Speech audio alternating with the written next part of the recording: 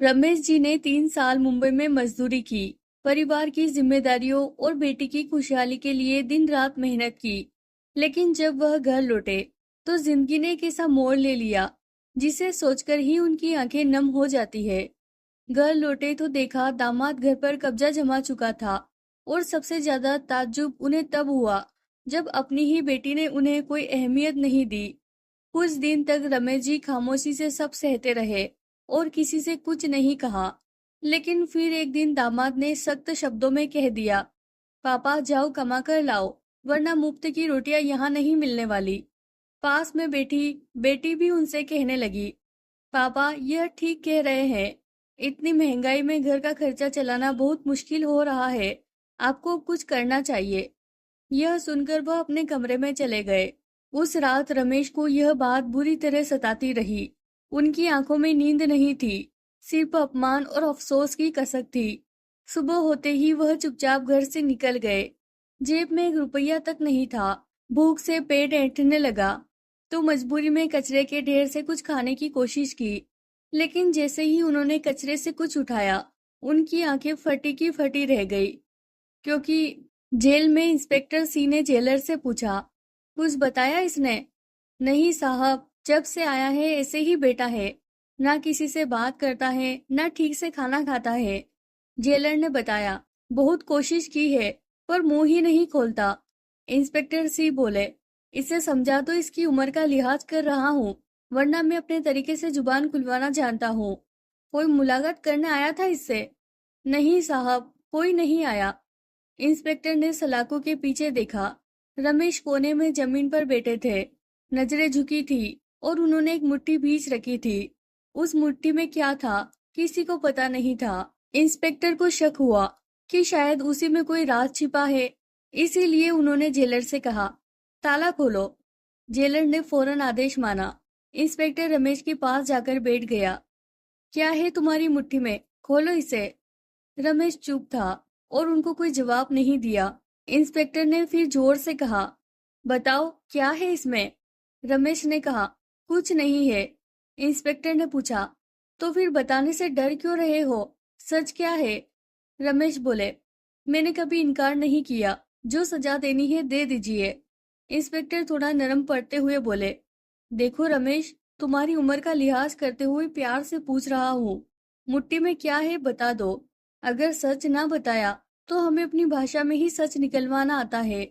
इतने में रमेश ने अचानक अपनी दूसरी मुट्ठी खोली और उसमें दबा कागज मुंह में डाल दिया। इंस्पेक्टर कुछ समझ पाते, उससे पहले ही रमेश ने वह कागज चबा लिया। इंस्पेक्टर को बहुत गुस्सा आया। तुम्हारी उम्र देख रहा हूँ, वरना जो तरीका आता है वो अपना लेता जब पता चलता तुम्हें, उन्होंने कहा।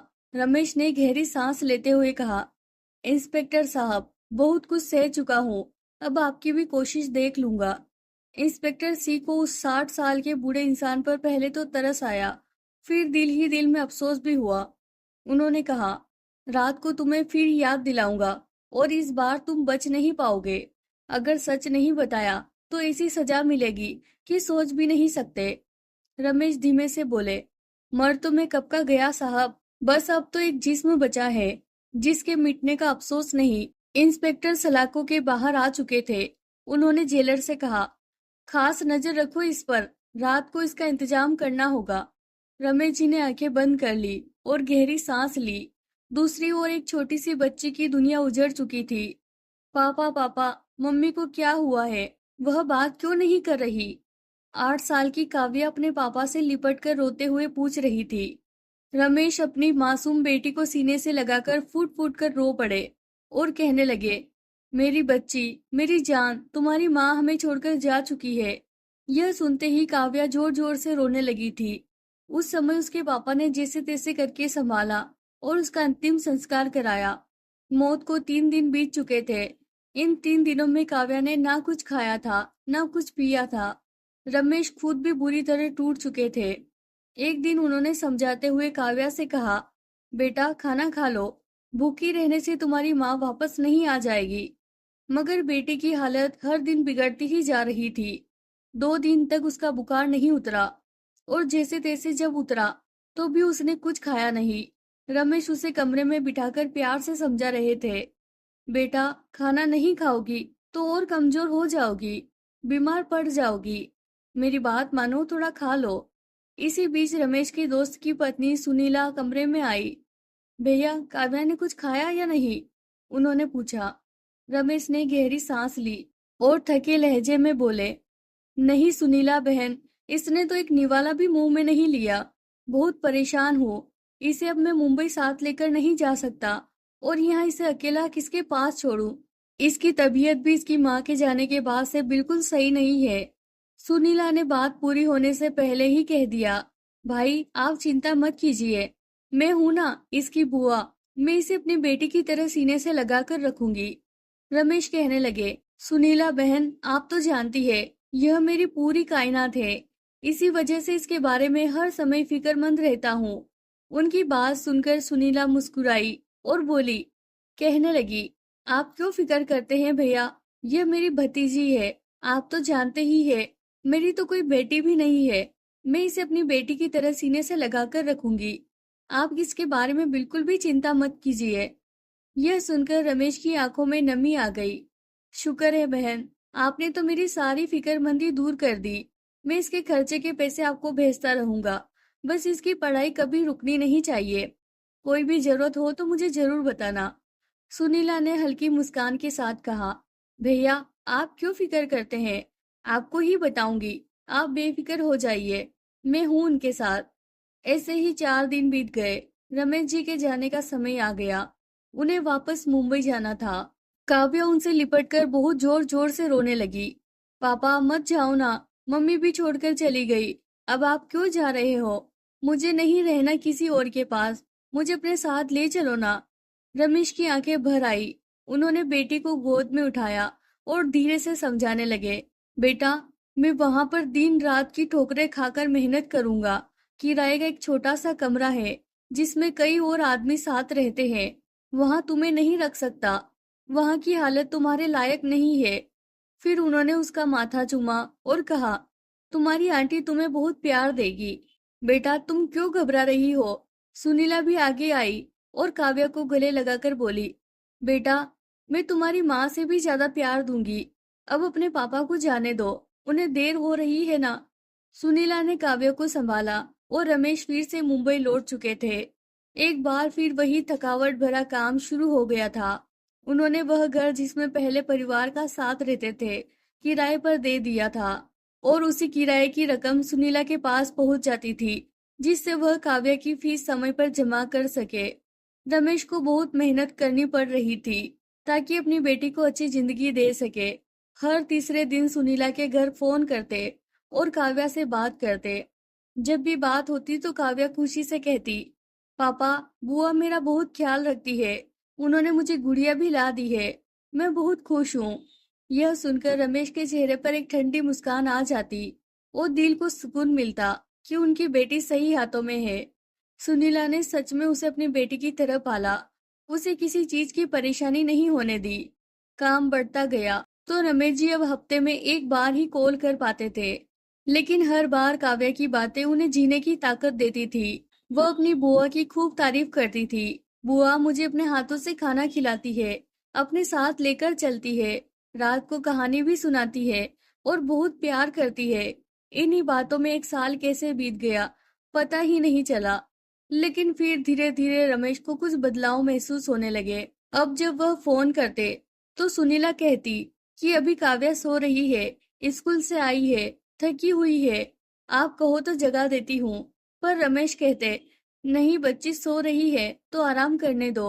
अब काव्या सिर्फ 15 दिन में एक बार अपने पापा से बात कर पाती थी। हर बार वह वही कहती थी कि मैं बिल्कुल ठीक हूँ, पापा आप मेरी फिक्र मत कीजिए। समय यूं ही गुजरने लगा। रमेश हर साल एक मोटी रकम काव्या के खर्चे के लिए भेजते थे, लेकिन सुनीला कहती कि भाई यह बच्ची कोई घेर थोड़ी है, मेरे लिए मेरी बेटी जैसी है, इसके खर्चे मेरे लिए बोझ थोड़ी है, आप क्यों इतनी बड़ी रकम भेज देते हैं? तो रमेश मुस्कुराकर कहते, कुछ पैसे बेटी के नाम पर जमा कर दो, जब इसकी शादी की बारी आएगी तो इसी रकम से दहेज बनेगा, और जो कुछ बच जाए तो घर के खर्च कर लेना। मैं जानता हूँ मेरे दोस्त का काम भी बहुत अच्छा नहीं है। सुनीला के दो बेटे थे। बड़ा बेटा विशाल 18 साल का और छोटा बेटा आरव 16 साल का था। आरव पढ़ाई में तेज था, लेकिन विशाल ने बड़ी मुश्किल से 10वीं पास की थी। 10वीं के बाद उसने पढ़ाई छोड़ दी थी। काव्या को स्कूल छोड़ने और लाने की जिम्मेदारी विशाल की ही थी। ना तो वह अपने पापा की दुकान पर बैठता और ना ही उसका मन पढ़ाई में लगता था। उसका ज्यादातर समय आवारा लड़कों के साथ बीतता था। सुनीला अपने बड़े बेटे से बहुत परेशान रहने लगी थी। घर की हालत भी ठीक नहीं थी। उनके पति हलवाई की दुकान पर काम करते थे और महीने में मुश्किल से 15 से 20 हजार ही कमा पाते थे, जिससे घर का बसर हो जाता था और रमेश के भेजे हुए पैसों से सहारा लग जाता था। घर उनका खुद का था, बस इसी का थोड़ा सुकून था। सुनीला को यहाँ तक कि उनका छोटा बेटा भी रमेश के पैसों से ही पढ़ रहा था। धीरे धीरे सुनीला का ध्यान काव्या से हटने लगा, क्योंकि जब बात अपने बच्चों की आती है तो अक्सर घेर घेर ही रह जाते हैं और अपने बच्चों के खाते में इंसान दूसरों पर थोड़ा बहुत ज्यादा जुल्म कर ही जाता है।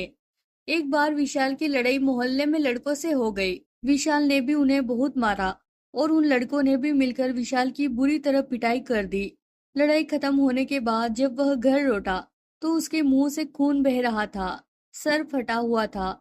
यह देखकर सुनीला घबरा गई और रोने लगी। फिर बोली, यह क्या हाल करवा कर आए हो तुम? किससे भेड़ लिए थे? काव्या भी विशाल की हालत देखकर डर गई थी। विशाल गुस्से में तमतमाया हुआ था। मैं नहीं छोड़ूंगा उन्हें, उस लड़के का कत्ल कर दूंगा। मेरी बेइज्जती करने की हिम्मत कैसे हुई उसकी? इतना कहकर वह किचन में गया और वहां से तेज धार वाला चाकू निकाल लाया। यह देखकर सुनीला की जान हलक में आ गई। उन्होंने उसे समझाने की कोशिश की।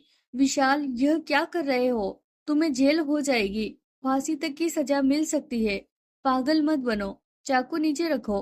बड़ी मुश्किल से सुनीला और उसके छोटे बेटे आरव ने मिलकर विशाल से चाकू छीना। विशाल का गुस्सा बेकाबू था। उसकी आंखों में जुनून सवार था। तो सुनीला ने उसे धक्का देकर काव्या के कमरे में बंद कर दिया और बाहर से कुंडी लगा दी। वह काफी देर तक दरवाजा खटखटाता रहा, लेकिन किसी ने दरवाजा नहीं खोला। जिस कमरे में वह बंद था, काव्या वही कमरा इस्तेमाल करती थी, पढ़ाई भी वही करती थी और सोती भी वही थी। उस समय सुनीला के पास कोई और चारा नहीं था। कमरे में बंद करने के अलावा उन्हें डर था कि अगर विशाल बाहर निकल गया तो कोई खून खराबा ना कर दे। जब सुनीला के पति मनीष घर आए और बेटे की करतूतें सुनी तो गुस्से में आंख बबूला हो गए और कहने लगे, मैं इसे नहीं छोड़ूंगा। यह मुझे कहीं मुंह दिखाने के लायक नहीं छोड़ेगा। पहले ही नालायक था, अब बदमाशी भी करने लगा है। सुनीला बोली, लेकिन मनीष जी, आप यह भी तो देखिए, मारा तो उन्होंने भी है। देखिए, आपके बेटे का चेहरा, मुंह से खून निकल रहा है, नाक से खून बह रहा है, पूरे चेहरे पर नीले निशान पड़ गए हैं। मनीष गुस्से में बोले, तुम उसकी बेवजह तरफदारी मत करो, बहुत पछताओगी। उधर काव्या भी परेशान थी। सुबह उसका पेपर था और तैयारी करनी थी, लेकिन कमरा बंद था और उसकी किताबें अंदर थी। उसने सुनीला से कहा, बुआ, मुझे पढ़ना है, मेरा कल पेपर है। वह 8वीं कक्षा का इम्तिहान दे रही थी। सुनीला बोली, बेटा, अगर मैंने कमरा खोला और विशाल बाहर निकल गया तो पता नहीं क्या कर देगा। तुम्हारे फूफा बहुत गुस्से में है, कहीं दोनों भीड़ ना जाए। काव्या ने फिर कहा, मेरा पेपर है बुआ, मुझे पढ़ना है। लेकिन सुनीला ने ध्यान नहीं दिया। तुम मेरे कमरे में जाकर लेट जाओ, अभी कुछ नहीं हो सकता।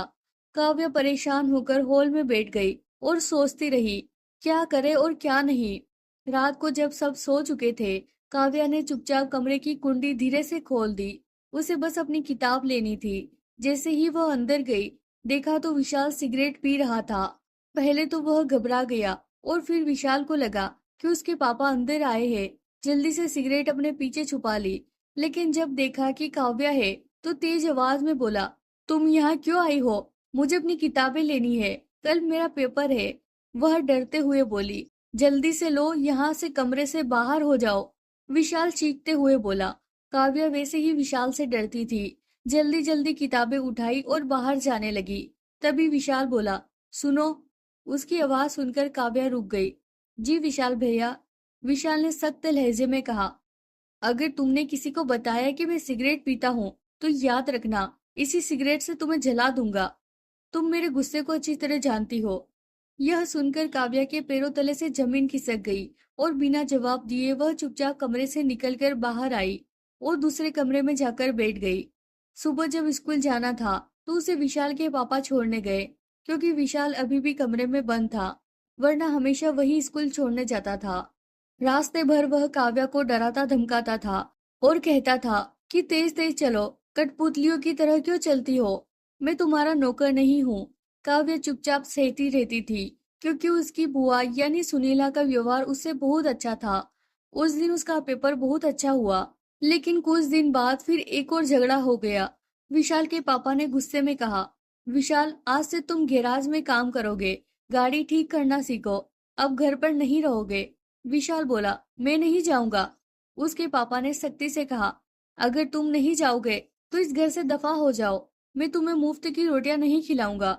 20 साल का हो गया है और मैं हजारों की मेहनत करता हूँ।